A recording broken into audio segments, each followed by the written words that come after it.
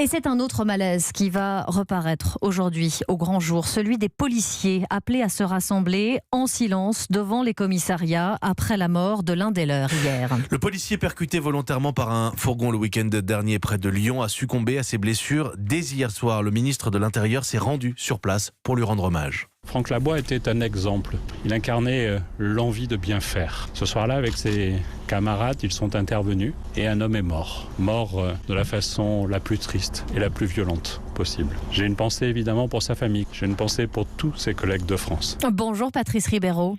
Bonjour. Vous êtes le secrétaire général du syndicat Synergie Officiers. Un collègue donc décédé hier, 2 suicides également dans vos rangs ce lundi. Vous appelez vous aussi à participer à cette journée de deuil dans la police avec des rassemblements silencieux ? Oui, aujourd'hui, avec nos camarades d'Alliance de la CGC, nous appelons avec tous nos collègues des autres syndicats d'ailleurs à des rassemblements aujourd'hui à midi et à 21h sur les prises de service.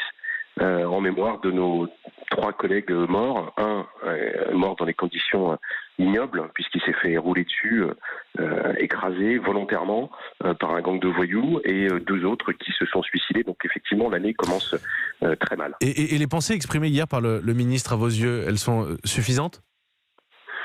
Non, elles sont pas suffisantes parce que bien sûr qu'il y a l'émotion, mais à chaque fois c'est toujours les mêmes discours. On n'avance pas, et puis en même temps on est roulé dans la boue dans certains médias notamment. On sent bien que le politique est fébrile vis-à-vis de certaines images par exemple. Donc les policiers ils n'ont pas l'impression d'être défendus aujourd'hui, et il y a beaucoup de malaise mais aussi beaucoup de colère. Il y a de la colère, il y a la détresse, on l'entend, et il y a dans le même temps l'exigence d'exemplarité rappelée hier par le ministre de l'Intérieur. Vous l'entendez ça quand même quand votre ministre vous dit « Vous ne pouvez pas faire un croche-pied à l'éthique » en référence à cette vidéo dans laquelle on voyait un membre des forces de l'ordre faire un croche-pied à une manifestante ?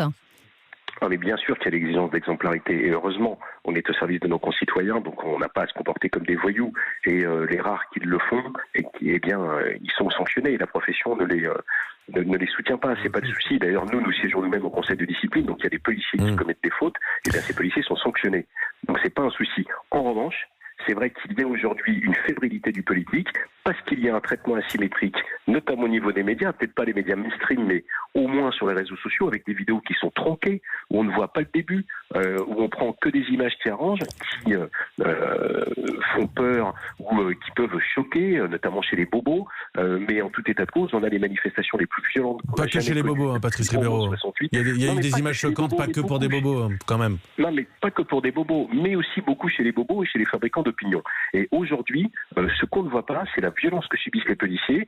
C'est des gens qui viennent pour vous mutiler ou pour vous tuer, avec des boules de pétanque, avec des lames qui sont montées dessus, avec de l'acide, des jets d'acide, avec des cocktails Molotov. Donc c'est ça la réalité aujourd'hui. Donc il ne faut pas tronquer les choses. Merci Patrice Ribeiro. Merci d'avoir répondu à nos questions en direct dans ce journal de 7h. Patrice Ribeiro du syndicat Synergie Officiers d'avoir été ce matin notre invité. Et ajoutons qu'aujourd'hui, le ministre de l'Intérieur doit recevoir la famille de Cédric Chouviat, ce livreur mort après une interpellation musclée au début du mois.